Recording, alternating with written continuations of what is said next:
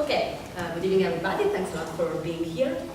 So as Eric already introduced, I'm doing my PhD in Bern, where I'm a kind of biochemist actually.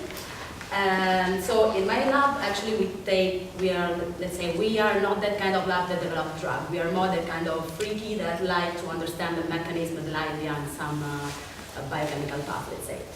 And if you are here today, I guess it's because you are interested in this topic, but I'd like also to explain you why I got interested in cannabis. So my relationship with the cannabis when I started to use it for recreational purpose when I was younger could be compared to one of those harrowing teenager love relationship, where you could pass in the range of 48 hours from you are the love of my life, I cannot stay without you, to please stay away from me, I don't want to see you anymore. And this because I was experiencing really different things all the time. Sometimes my experience would have been really euphoric and having really a good feeling, a pleasant feeling. Sometimes I would have been really maybe more sleepy, not so much in the mood. Sometimes even anxious or feeling that my heart was really beating too much. And I was a kind of mad, saying, but why? Why I cannot rely on the feeling that this plant is giving to me? Why all the time it's so different? Or why, if I share this experience with someone, we will not feel the same things actually? So I think that it's exactly this moment that I start to be curious about it.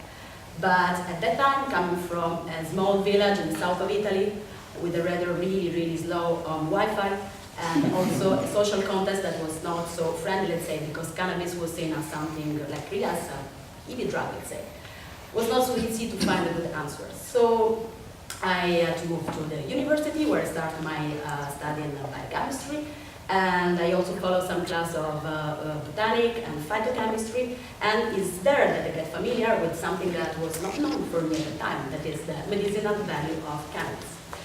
So then I decided to go even more deep for my PhD thesis in this direction to try to give some answer to that in this teenager. But even if the concept of medicinal cannabis was not known for me at the time, was something that was known from our ancestors. In fact, they were really smart, and they understood really fast that the enormous potential of these plants. In fact, believe it or not, but the first recorded medical use of cannabis date the 2700 before crisis in the Emperor of Shoneng. So the legends say that Shoneng was a really curious guy. He was used to go around and just chewing plants, trying all of them, and writing down on his notebook the feeling that were coming from this tasting. And apparently, when he tried the cannabis, he realized that the pain that was coming from a really severe gout form that he was suffering of, the pain was really attenuated. So he started to prescribe cannabis to his patients. Then from this, the use of medicinal cannabis started to spread around, also in India, in Africa, and in the Middle East. Another interesting guy in the development of medical cannabis is Hua Tuo, I hope this is the right pronunciation. And he was also a Chinese physician and is the first recorded use of cannabis for anesthesia. Apparently, it was used to mix a powder of cannabis with wine and prescribe this to his patients before the surgery. But if we have cannabis, medical cannabis in Europe and also in the States, we should thank this gentleman, that is Sir William O'Shaughnessy. After traveling in India, he discovered the medical property of cannabis, and then when he came back from India to England, he started to use cannabis for his patients. And also, so it's thanks to him that we can use cannabis, medical cannabis here in Europe now, but also in the States. In fact, in the 1850s, cannabis was listed in the Pharmacopoeia. The Pharmacopoeia is this kind of huge book where all the plants that have a medical value are written down. And cannabis was part of it. So it was prescribed at the time in the form of tincture for a lot of different illness. For example, many kind of pain, like menstrual pain, or dermatological issue, or typhus, or even for seizure also at the time. But of course, physicians, but also researchers at the time, they were not aware about which were the reason behind it and not the tools to understand why these plants were so beneficial. If we know many things now, we have to thank this researcher, Mesholam. So Mesholam is considered actually the father of medicinal cannabis research. He invested his whole life in this direction, and is the first guy that isolated for the first time the tetrahydrocannabinol, the THC that maybe you have already heard about. And he's also the guy that discovered this complicated word that you often hear coming from my mouth, that is endocannabinoid system. So usually when I mention that I work with the endocannabinoid system, this is the reaction. But no panic. If we analyze the word and we split it in three parts, we can see that it's composed by the word system, and the system we mean every kind of connection that occurs in our body between our cells. The word cannabinoids, and this refers to the fact that all the system was discovered thanks to the cannabis plant. And then we have the word endo. That means endogenous, comes from the Greek endogenous, and that means produced from within. So basically what does it mean? It means that we produce some small molecule in our body that behave as the active component in cannabis. And they create a network in our body that is absolutely fundamental to maintain the health of our brain and our body. So I mentioned the cannabinoids, that just to have a bit more clear idea, we can differentiate between the phytocannabinoids that are the ones that are present in the cannabis plant, like for example the THC, the CBD, the CBN. These are just three, but imagine there are more than 80 cannabinoids in the cannabis plant. And then we have the endocannabinoids, that are the ones that are produced by ourselves, that are the 2-AG and the anandamide. We produce two of them. Actually, beyond anandamide, there is a really beautiful story, because usually scientists, when they discover new compounds, they are used to give really complicated names full of letters and numbers. But in the case of anandamide, when Besholam discovered it, the students that was working with him was studying Sanskrit at the time. So they decided to give this name, anandamide, because ananda in Sanskrit means bliss. So it's the bliss molecule. That means already a lot. But these cannabinoids, these endocannabinoids, they are not just lying around in our body. Of course, to produce an effect, they need to interact with something. And they interact with the so-called cannabinoid receptor. So we have two kinds of cannabinoid receptor, the CB1 and the CB2. And as you can see from the picture over there, they are spread everywhere in our body. CB1 are mainly concentrated in the brain, CB2 are mainly concentrated in the peripheral tissue and in the immune cells. So to try to understand the interaction, we have to think a bit kind of lock-key mechanism, where the CB receptors are represented by the lock, and the cannabinoids are represented by the key. So by the perfect interaction of the receptor and the cannabinoids as a key lock mechanism, the cannabinoids can either switch off or switch on the receptor, leading to a huge variety of beneficial effects, of physiological effects actually. In fact, the cannabinoid system, they can play a role in our appetite, in our mood, in our memory, pain, anxiety, and sleeping. So when you think to the cannabinoids, we have to think like a balance.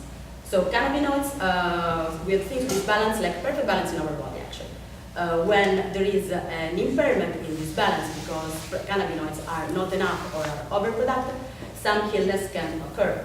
And a way to put the balance back again is by supplementing our system with exogenous cannabinoids. So the one that we can find, for example, in the plants, that are the ones that I showed you also before, THC, CBD, and so on and so on.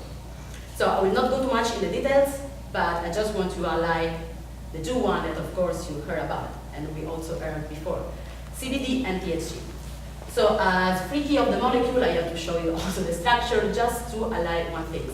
So if you see CBD and THC, even if we think that maybe are two completely different things, from the molecular point of view, they're really, really similar. There is just one thing that makes the difference, that is actually here, that we have the cycles structure, while for the CBD, it's open. And believe it or not, this ring is what is making the difference in the fact that THC is going to get you high, while the CBD, no. So THC is the psychoactive one, CBD is the not intoxicating one. Then they have both of them a lot of beneficial effect. They can, just to mention some of them, the CBD, for example, can help you sleeping, can protect your brain as a really important neuroprotective system. And the THC can, for example, stimulate your appetite. That is something absolutely really useful for patients that are following the radiotherapy that use their appetite usually. Of course, we don't have to forget also the side effect. For example, sedation, dry mouth, red eyes, but also anxiety, especially in the case of high level of THC. These make them useful for many potential use. For example, a lot of different pathology. For example, atherosclerosis, seizure, rheumatic disease, multiple sclerosis. Here I'm mentioning the word potential, and this is not a casualty. I mean, I say potential because, of course, still many trial and a lot of research need to be done. And this is due mainly for two reasons. One, the complexity of the plants, because cannabis plants is really, really a complex one. But also the delay are due to the fact that the plants is, of course, illegal. So the prohibition for cannabis started in the 1925, when cannabis was included in the International Opium Convention. And then, concerning the states, the guy that made the difference is this dude, Ansinger. So he was the one that carried a really, really impressive demonizing campaign against cannabis, and is the one that you mentioned, actually. And just to give you an idea, I'm going to show you this video because it's really amazing. Whoa. I really like it. These high school boys and girls are having a hop at the local fountain. Innocently they dance. Innocent of a new and deadly menace lurking behind closed doors. Marijuana, the burning weed with its roots in hell. In this film, you will see the ease with which this vicious plant can be grown in your neighbor's yard, rolled into harmless-looking cigarettes, hidden in an innocent shoe or watch case. You will meet Bill, who once took pride in his strong will as he takes the first step toward enslavement.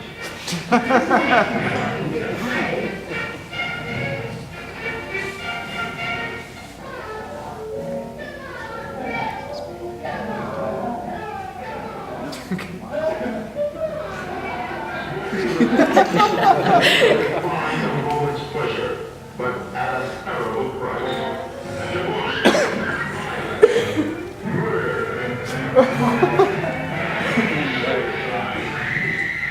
And the ultimate end of the marijuana addict. Hopeless insanity.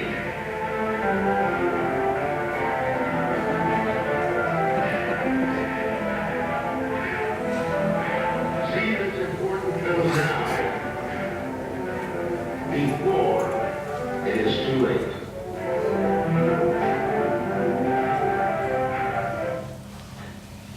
I saw this video hundreds of times, but it was still fun. So yeah, this is a trailer of a movie that is referred that was used by us in this campaign. So after this, of course, Nixon keep on following the same wave, and at the end, with the Controlled Substance Act of the 70s, cannabis was listed as Schedule 1 compound with no medical value, of course. This, of course, as consequence of this repressive policy, cannabis became also the symbol of a generation that decided to rebel to the society of the time. So in this time, we observe also a change again in the public image of change. So if at the beginning of the 20th century, cannabis was seen as was seen mainly for its medical value, during the Ansinger period was this drug that was leading to madness. And now we see another change. So cannabis is associated mainly to the hippie culture, and so words like, for example, potted or stoner start to become used more and more, and mainly with a negative connotation, like trying to define also a lifestyle of someone that is absolutely lazy, that has no goal in life, and that just wants to spend his whole day in smoking, actually. But as a consequence, also in research, because at the time was absolutely really difficult to keep on with the research, to find the supply for the research. There is a really beautiful documentary about Mesholam's life, where he explained how difficult it was for him and how he had to break the law to find the supply for doing his cannabis research. And I think that we are still paying the consequence of this. For example, if I think about my experience, is happens to me often that when I say to people that I'm doing research on cannabinoids, they just think, okay, what's your aim? You want to create a super drug that is going to get high all of us? No. But still, I have to say that luckily there is also another community that's around me, that is a community done of curious people. So I still have a lot of friends around that ask me things like, for example, but can you explain me why I get high, or can you explain me why after smoking a joint, or I want to just eat a whole jar of Nutella, for example. And I started to think, okay, maybe I'm in a kind of privileged position. I'm lucky because I can try to explain people things, and this maybe can be useful for them. So I think what I can do to try to communicate what I know. There are many ways now to communicate science. You can pass through websites, you can pass through social media, podcasts, science-oriented conversation like the one that we're having here today. But I decided to go to a more old-fashioned methods that are the postcard. This just because I'm really freaky about postcards. I'm one of these persons that when I enter the shop just want to buy all the postcards. So what I think that can be really solved by using postcards as tools. I can find a way to spread science around. And this is the idea that is behind the project that you see today that is called What We Don't Know. So the idea would be to develop postcards that are attractive from the graphical point of view, that can be attractive because maybe they have a sentence that is intriguing or a bit even provocative, and then spread these postcards in unconventional places where science are not supposed to be, for example in bar or in restaurants, with the aim that people pick them because they are attractive, and then on the back you should find some information about the endocannabinoid system, for example, or this in general. So the idea would be to create awareness about our endocannabinoid system, to create cannabis-oriented conversation, and hopefully in the time to dispel myths. But tonight I also need your help. So as you can see there on the wall, there are some prototypes for this postcard. I would really appreciate if at the end of this conversation you can just go there and express your opinion about it. Just, I don't know, say if you like them, which one you prefer, what you would like to modify. You can say, for example, I like this, but I would like to modify it in this way, because we are still at the beginning, so there is a way to change it. If you don't like them at all, you can also say this, I don't take it personally, don't worry. And on the other part of the wall, as Eric already said, you can also ask me questions, because the idea is to produce more postcards, so I really would like to know what do you think about it, because I mean, the aim is that this postcard reach people, so I really want your opinion. And thanks a lot.